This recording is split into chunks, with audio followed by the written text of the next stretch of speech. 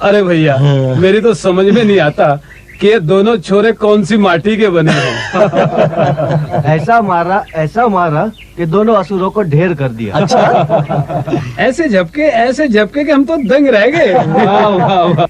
ये सब देवों के राजा देवेंद्र इंद्र की कृपा से हुआ है। हमें उनकी पूजा की तैयारी करनी चाहिए। अरे सुनो, यशोदा से कहो उनकी पूजा की तैयारी आरंभ करें। मैं अभी आया। आप लोग भी जाकर पूजा की तैयारियां कीजिए। हाँ हाँ चलो। हाँ, चलो।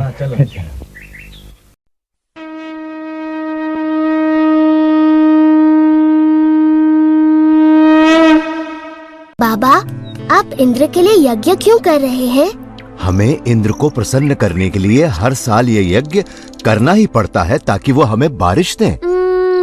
वैसे ही जैसे हर वर्ष हमें महाराज कंस को कर चुकाना पड़ता है। अरे नहीं बच्चों, इंद्र देव बुरे नहीं हैं। वो तो बारिश के देवता हैं। पानी जीवन के लिए अति आवश्यक होता है, इसीलिए हम हर साल यज्ञ के द्वारा इंद्र देव की पूजा करते हैं। परंतु बाबा, वो तो उनका कर्तव्य है।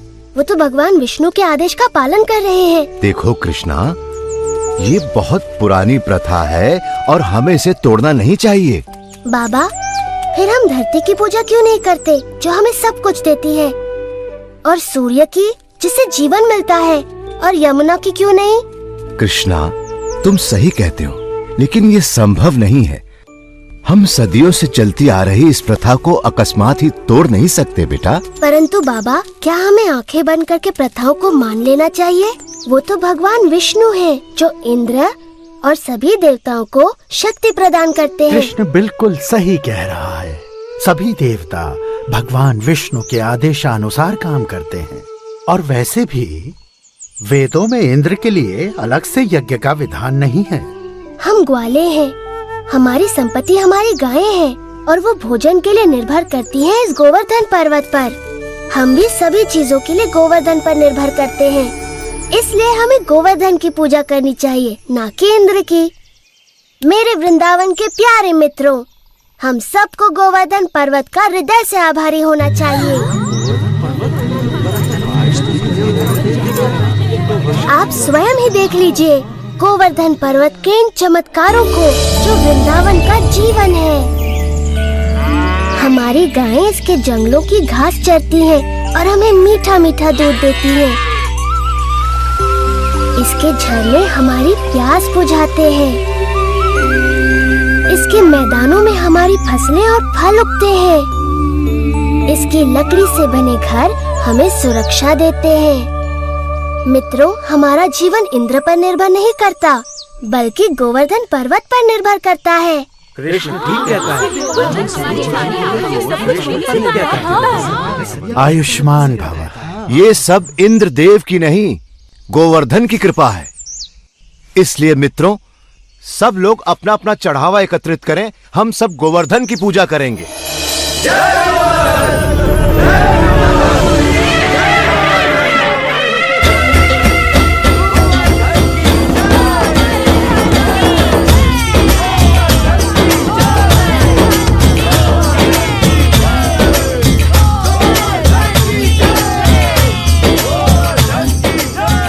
मैं गोवर्धन हूँ। मैं तुम्हारी प्रार्थना से बहुत प्रसन्न हूँ। अगर तुम सभी अपने पशुओं के साथ मेरी परिक्रमा करोगे तो मैं बहुत प्रसन्न होऊंगा।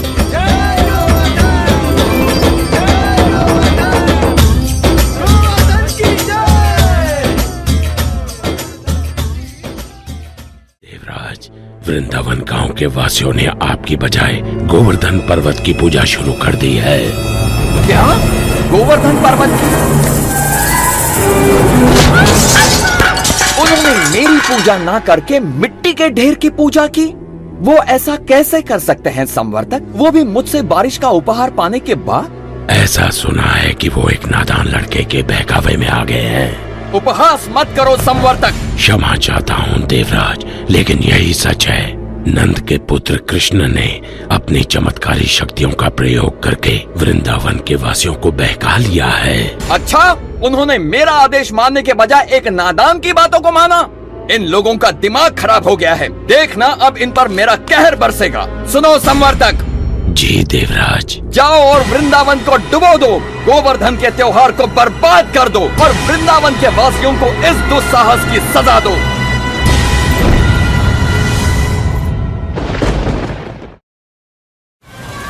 कृष्णा, हमसे बहुत बड़ा अपराध हुआ है। कृष्णा, तुमने इंद्रदेव को क्रोधित कर दिया है। देखो वो हमारे साथ क्या कर रहे हैं।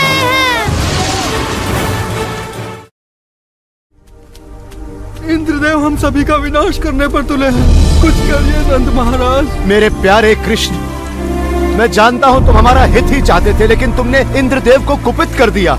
हमें इसी समय उनसे क्षमा मांगनी चाहिए। परंतु बाबा इंद्र। देखो बलराम, बाबा ठीक कहते हैं। ये सब मेरी सलाह के कारण कष्ट भोग रहे हैं। अभी भी देर नहीं हुई। हम इंद्र से क्षमा याचना कर सकते हैं। रुको, कृष्ण कभी भी हम पे या हमारे वृंदावन पे आँच नहीं आने देगा, कभी नहीं। आपने सच कहा माँ। आप सबके लिए मेरा प्रेम इंद्र की इस दुष्टता से बहुत बड़ा है। वृंदावन की रक्षा मैं अवश्य करूँगा। कृष्णा, मेरे बच्चे।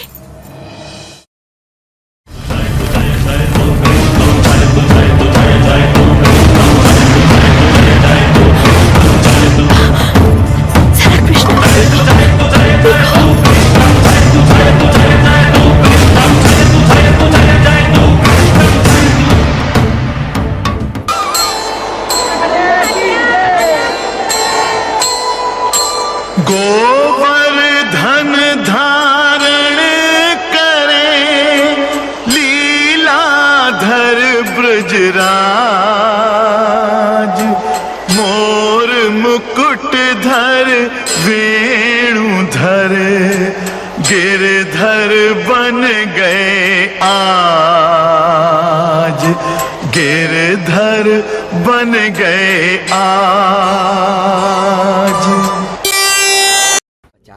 देवराज, आपके योद्धाओं ने पिछले 6 दिन और 6 रातों से तूफान मचा रखा है, जिसमें आग की तरह बिजली कड़क रही है और घनघोर वर्षा हो रही है। मनुष्य ने इससे पहले ऐसा दृश्य कभी नहीं देखा। अच्छा है, बहुत अच्छा है। अब तक तो वृंदावन पूरी तरह डूब चुका होगा। काश मैं ऐसा कह पाता देवराज इंद्र, लेकिन सच ये है कि हमारे तूफान भी कृष्ण के सामने नहीं टिक पाए। मेरे तूफानी योद्धा एक बच्चे से परास्त हो गए।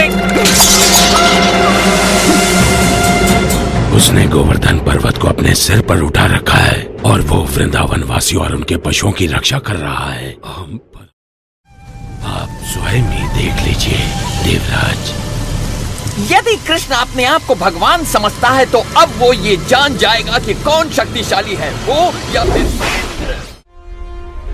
तुम इंद्र के क्रोध से बच नहीं सकते। कृष्ण की बात मानने का दंड भुगतना होगा।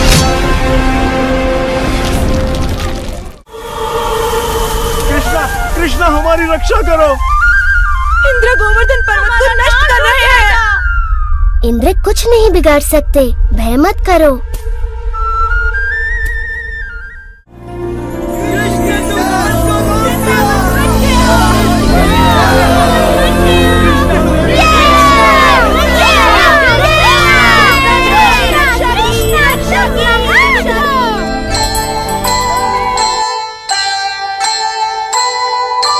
क्षमा मांग ली इंद्र ने, मांगा यह वरदान,